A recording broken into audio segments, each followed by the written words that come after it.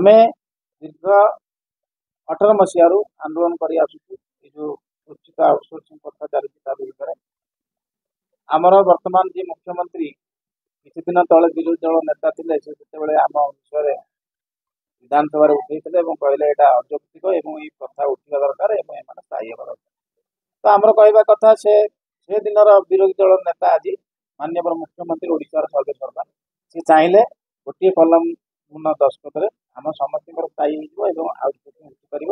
ସେଇଥିପାଇଁ ଆମେ ସବୁ ଜିଲ୍ଲାରେ ବର୍ତ୍ତମାନ ଆନ୍ଦୋଳନ କରିବା ପାଇଁ ଏବଂ ସବୁ ଜିଲ୍ଲାରେ ମିଟିଂ ଜାରି ରଖିଛୁ। ଆଜି କୋରାପୁଟ ଜିଲ୍ଲା ମୁଁ ଆସିଛି ଏବଂ ଏହି ମାସ ଭିତରେ ସବୁ ଜିଲ୍ଲାରେ ଆମେ ମିଟିଂ ସାରିବୁ। ଏହି ମାସ ସୁଦ୍ଧା ଯଦି ସରକାର ଆମର ଦାବି ପୂରଣ ନ କଲେ ତାହେଲେ ଆମେ ଆସନ୍ତା ମାସରେ ଆନ୍ଦୋଳନକୁ ଓହ୍ଲେଇବୁ। ଆମର ମୁଖ୍ୟତଃ 3ଟି ଦାବି।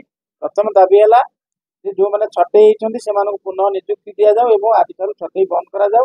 ଦ୍ୱିତୀୟ ଦାବି ହେଲା ଆଉଟସୋର୍ସିଂ ଆଉ ଡେଲି ୱେଜେସ୍ ଦୁଇ ପ୍ରକାର ବ୍ୟବସ୍ଥା କରି ଦୁଇ ପ୍ରକାର ଭାବରେ ଲୁଟୁଛନ୍ତି। ଗୋଟିଏ ପ୍ରକାର ବ୍ୟବସ୍ଥା କରାଯାଉ ଡେଲି ୱେଜେସ୍ ଆଉ ଆଉଟସୋର୍ସିଂକୁ ଏକ କରାଯାଉ। ତୃତୀୟ କଥା ହେଲା ସମସ୍ତଙ୍କୁ ସ୍ଥାୟୀ କରାଯାଉ। ଚତୁର୍ଥ କଥା ହେଲା ସ୍ଥାୟୀ କରିବା ପର୍ଯ୍ୟନ୍ତ ଯେତିକି ଦିନ ସରକାର ସମୟ ନେବେ ସେତିକି ଦିନ ପର୍ଯ୍ୟନ୍ତ ସମସ୍ତଙ୍କୁ ସର୍ବନିମ୍ନ ଦରମା ଦିଆଯାଉ ଏବଂ ଜବ୍ ସିକ୍ୟୁରିଟି ଦିଆଯାଉ।